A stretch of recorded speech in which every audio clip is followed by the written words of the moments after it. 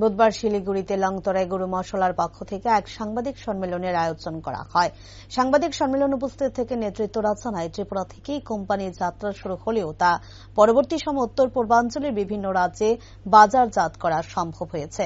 পরবর্তী সময় উত্তর বাংলা ও দক্ষিণ বাংলাতে তাদের বিভিন্ন মশলা বাজারজাত করার সিদ্ধান্ত গ্রহণ করা হয়। তাছাড়া বিহার, ওড়িশা, ঝাড়খণ্ডের মতো কয়েকটি রাজ্যে বাজারজাত করা হচ্ছে বর্তমানে। তাই শিলিগুড়ির বিভিন্ন জায়গায় তাদের এই মশলা বাজারজাত করার উদ্দেশ্য মাত্রা রেখে এদিনের এই ডিলার্স মিটের আয়োজন করা হয়।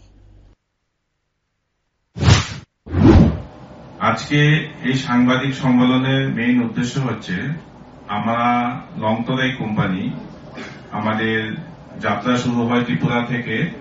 আমরা নর্থ ইস্টের বিভিন্ন স্টেটগুলিতে আমাদের যে প্রোডাক্ট, গরু মশলা, ঘি, মাস্টার্ড অয়েল, সয়াবিন অয়েল এবং রাইস, সেগুলিকে আমরা বাজারজাত করে আমরা নর্থ বেঙ্গল এবং সাউথ বেঙ্গলে আমরা ইমিডিয়েট মার্কেটিং আমরা শুরু করেছি। তাছাড়াও আমরা বিহার, উড়িষ্যা, ঝাড়খণ্ড এগুলির মধ্যেও আমরা বাজারজাত করছি।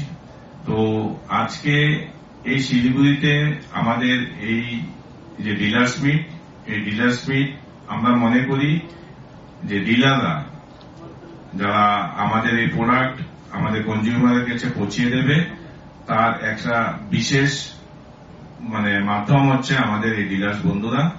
আমরা আপনাদের মাধ্যমে এই অত্র এলাকার সমস্ত আমাদের যে কনজিউমার বন্ধুরা আছে তাদেরকে আমরা বলতে চাই যে আমাদের এই লংতরাই মশলা ভারত সরকারের FSSAI এবং আগমার্ক গুণ সম্পূর্ণ, এবং আমরা এই প্রচার এবং প্রসারের ক্ষেত্রে আপনাদের আন্তরিক সহযোগিতা আমরা কামনা করছি।